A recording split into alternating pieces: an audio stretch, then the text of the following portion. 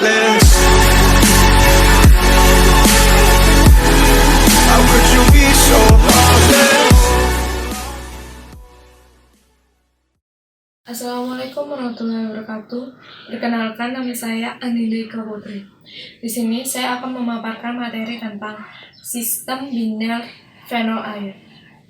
Kelarutan adalah suatu kemampuan zat yang larut dalam sebuah pelarut tertentu.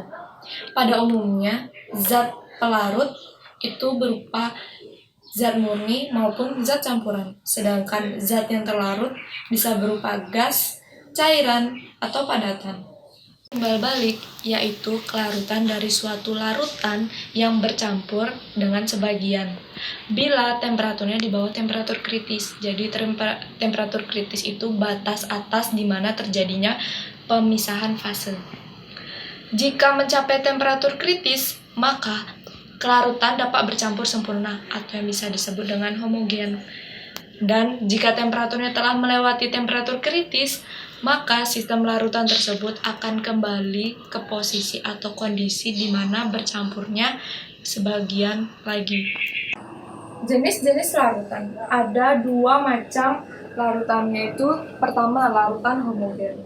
Larutan homogen apabila ada dua macam zat yang dapat membentuk suatu larutan homogen yang susunannya begitu seragam, sehingga tidak dapat diamati adanya perbedaan dalam larutan tersebut.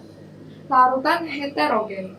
Larutan heterogen apabila ada dua macam zat yang bercampur masih terdapat permukaan tertentu yang dapat terdeteksi atau dapat diamati antara bagian-bagian atau fase yang berbeda. Yaitu ada campuran. Campuran adalah materi yang terdiri dari dua macam atau lebih dan masih memiliki sifat-sifat aslinya. Campuran terdapat dua macam, yaitu yang pertama adalah campuran heterogen. Campuran heterogen adalah campuran yang tidak serba sama, membentuk dua fase atau lebih, dan terdapat batas yang jelas di antara fase-fase tersebut. Yang kedua itu ada campuran homogen. Campuran homogen adalah campuran yang serba sama dan bagiannya membentuk satu fase. Perbedaan fase dan wujud. Fase adalah keadaan materi yang seragam di seluruh bagiannya, bukan hanya komposisi kimianya saja, melainkan juga fisiknya. Sedangkan wujud zat, yaitu bentuk-bentuk yang berbeda diambil oleh berbagai fase yang berlain. Faktor-faktor yang mempengaruhi kelarutan timbal balik. Yang pertama itu ada temperatur. Zat padat kelarutannya lebih besar pada saat temperaturnya tinggi. Kelarutan gas akan berkurang pada saat temperatur tinggi. Yang kedua itu ada jenis zat. Jenis zat yang mirip akan bercampur dengan baik. Yang ketiga itu ada konsentrasi zat. Kecil konsentrasi, semakin besar kelarutannya. Hukum Raoult menyatakan bahwa tekanan parsial zat A pada larutan dihubungkan dengan fraksi mol atau XA. PA yaitu tekanan uap, sedangkan PA derajat yaitu tekanan uap murni. PA sama dengan XA dikali PA derajat.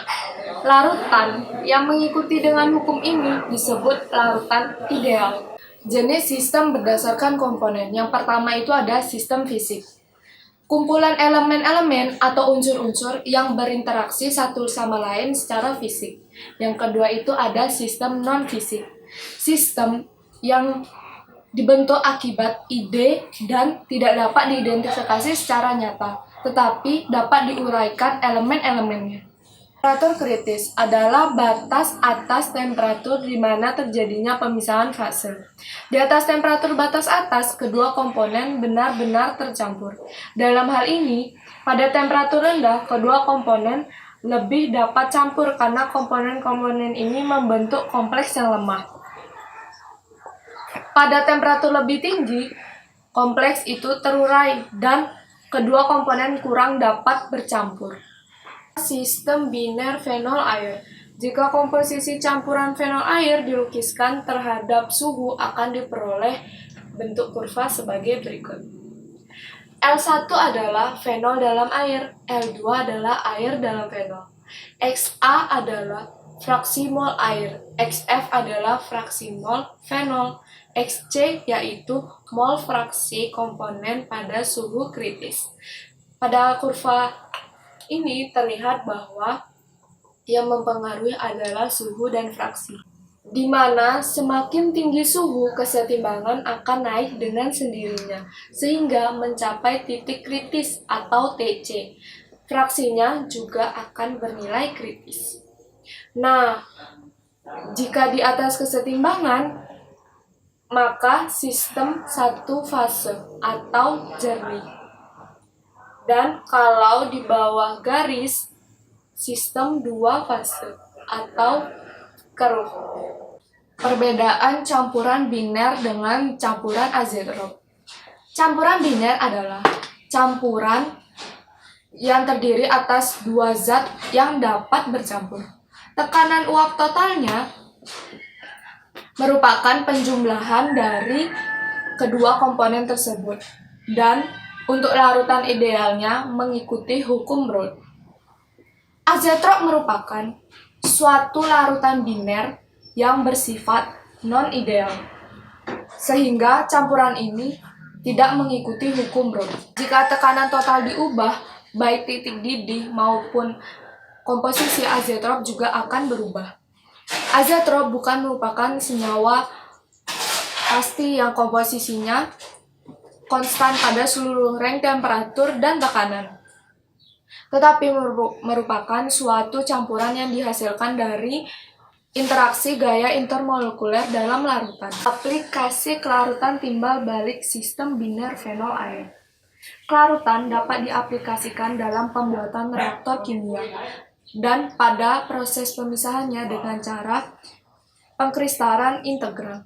Selain itu juga digunakan sebagai dasar-dasar ilmu pembuatan granul-granul industri baja. Sekian pemaparan materi dari saya tentang kelarutan timbal balik sistem biner fenol air dalam ujian praktikum kimia fisika laboratorium pengantar teknik kimia 2. Wassalamualaikum warahmatullahi wabarakatuh.